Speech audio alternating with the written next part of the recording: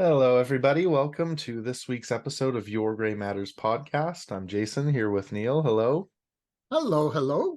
And this week's something different. There's no guest. It's just you, Dad, talking about something that's very close to your heart, which is volunteering. What better thing to discuss on Labor Day than volunteering? Why don't you tell us just in brief about what we can expect on today's episode? Yeah, and I'll be very brief, folks. I've been a volunteer since for over 50 years, probably longer. And it's always about what you're doing to help others. That'll be referred to in the podcast. But it is amazing what you learn, how you can grow, the relationships that you will develop. Everything about volunteering is great. Sometimes it's even tough. You have to make hard decisions. Enjoy this podcast, folks. I love volunteering. I believe in it. And I think it's a great signal of how a community can work together to help others. And please volunteer to like, subscribe, or follow on our podcast and leave a comment and enjoy the show. Thank you, everybody.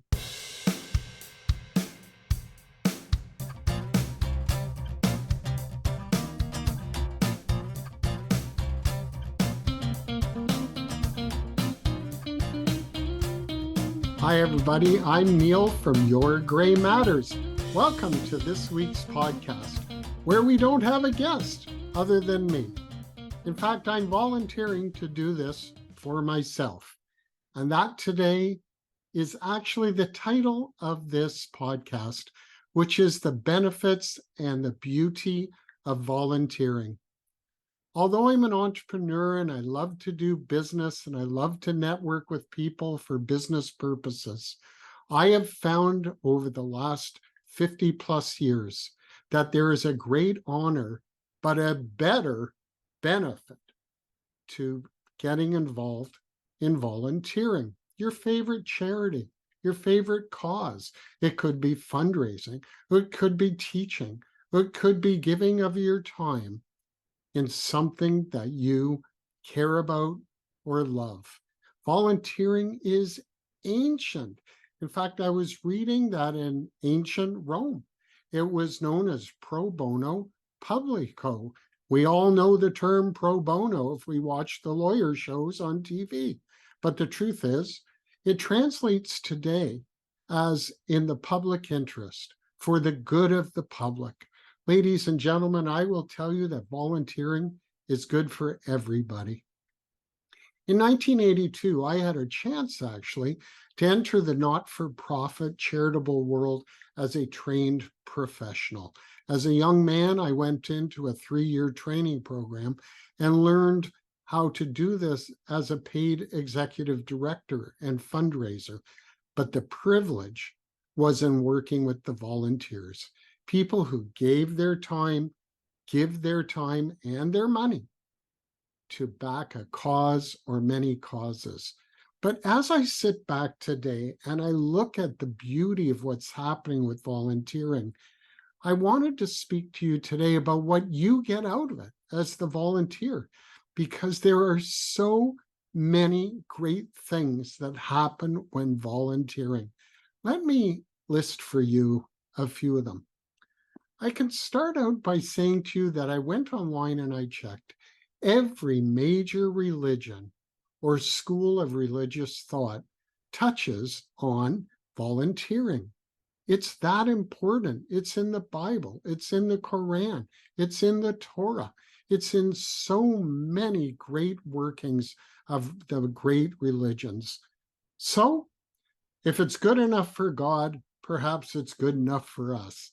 Let me tell you, I was amazed, though, what we all learned together. Me as a professional and now as a volunteer, I retired from that in 1994 and have been doing it consistently and always as a volunteer ever since. But there's so many things to learn. There's a belief in the Jewish religion of tikkun olam, which is repairing the world. And again, every great religion touches on this idea of helping people and repairing anything that needs to be fixed. Most charities, if not all, need to have volunteers. They're volunteer driven. A charitable number is driven by the volunteers. It is, in fact, a way of working with paid professionals, specialists in their field, like I was at one time. They're known usually as a CEO or an executive director of the charity or the cause. As a volunteer, you get to work with these trained people and you learn from each other and you build a relationship with each other. It is just terrific. But the other benefits are, of course, you're helping someone. If you have a cause or a belief that is there to help people who need help, and you perhaps can't afford to be a big donor financially, or maybe you can, the thing that you can do is decide to give some of your time. It is one of the great things that we have where you can make this decision all for yourself. And you just have to have a few minutes or a few hours to be able to help your favorite organization. But what I learned as a professional and what the volunteers and I learned together was amazing, because it gave me actually the basics to run a business. And it gave me the relationships to be able to start a business. In fact, it was one of my volunteers in 1988 when I was directing a charity in Winnipeg, Canada. And I had the privilege of working with one of Canada's great business leaders, television, writing, business owner, political name. You don't normally get to work with these people, but what I love in volunteering, everybody's equal. Everybody can end up on the same committee, can end up doing the same work. Relationships grow, and relationships really are the secret of success, having those relationships. And this amazing teacher that I had, a volunteer, this business leader, we were doing work one night. I was the paid professional, and I asked him if he could do something, and he said that he could. And then we got into a bit of a disagreement about how it should be done. And as the paid professional, he's really my boss, being the paid director. He's the volunteer president. And you know what he did for me? He sat me down and had a good, harsh talk with me about the beauty of what I do, the beauty of what he does, and that in fact, he saw me more as an entrepreneur than as a charitable fundraiser. And as it turned out, I've had the privilege to do both. But I would never have had the grace, the leadership, and the lesson from a business leader in this country that very few people can talk to. And yet that can happen to you when you're volunteering, because everybody on that committee, that volunteer organization, has the opportunity to make a difference. But from a learning point of view, it is amazing, because as a professional, but as a volunteer, I learned how to keep books for a charity. I learned how to fundraise. I learned how actual bylaws work. I learned Robert's rules, which had to do with how charities should be run. It really is an amazing experience, ladies and gentlemen, to be able to sit down and know that you are making a difference, and that you are surrounded by great minds that think alike, just like yours, and all of you are prepared to put in the work that is necessary to make the outcome the way that you want it to be. It can be easy. It can be tough sometimes, making hard decisions, but the charity, the cause, needs your help. So I'm often told, but I don't have enough time. And I often say to people, only you decide how much time you have. And yes, we all have obligations. And yes, we all have things to do. But like anything else, volunteering is a decision, and a very personal decision. It might be that you have 1 hour a week to help a cause. I guarantee you, somebody has a need for you. desperate need for you. And then you can get into it and decide if you'd like to increase that time to more time, because it's so rewarding. And to be honest with you, it's a heck of a lot of fun. Accomplishment is fun. Realizing that you have hit a goal with a group of wonderful people together with the professional staff at a charity or a nonprofit is a great feeling. You can make a difference. I had a conversation recently with someone. It was a political discussion. It doesn't matter the politics. It doesn't matter the parties. But he was really frustrated with something that one of our government levels had decided. And I said to him, are you volunteering for your representative in the government? Are you volunteering for someone who you believe in the next election should replace that person in government? Thank God we have a democratically run country with elections. In fact, you can volunteer to help in the elections. Our discussion was interesting because what I said to this person was, you can sit and be unhappy. Your feelings are your feelings. But the best way to make change is to make change from the inside, to be a part of the thing that you want to change. And that is one of the great parts of being a volunteer. You can make change from the inside.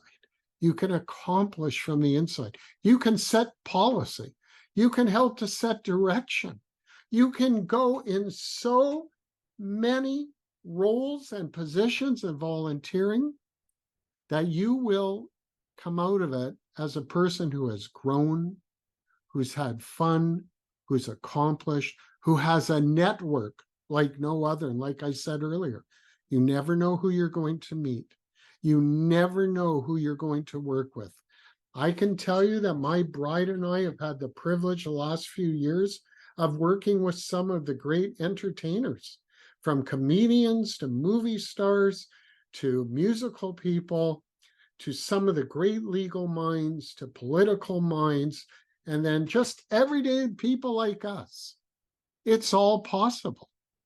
I don't want to brag, but I got to hang out with the Fonz. And a lot of my volunteer friends did too, because Henry Winkler came to help our charity. Ladies and gentlemen, take the time, become a volunteer. I've even heard that there's a study that proves that volunteers are just happier than people who are not volunteering. Take the time to find out. You will feel great. You will have a leadership position. If you decide to open a business or to have a job or to hit any higher standard, not any of those, volunteering is the way to help you grow into that position. So, ladies and gentlemen, thanks for listening today to Your Gray Matters. If you'd like any info on volunteering, or if you'd like to discuss this more, drop me a line, Neil Silvert. I'm at yourgraymatterspod@gmail.com. Thanks for listening, and we'll see you again next week. Happy volunteering. Thanks for listening to the Your Gray Matters podcast. The Your Gray Matters podcast was created by Neil Silvert and Jason Silvert, written and hosted by Neil Silvert, edited by me, Jason Silvert, and produced by Neil Silvert and Jason Silvert. Please follow us on any major podcast platform, watch us on YouTube, like and subscribe, and email us at yourgraymatterspod@gmail.com with any questions or feedback. Thanks for listening. Views, thoughts, and opinions expressed are the speaker's own and do not represent the views, thoughts, and opinions of the Your Gray Matters podcast. The material and information presented here is for general information purposes only.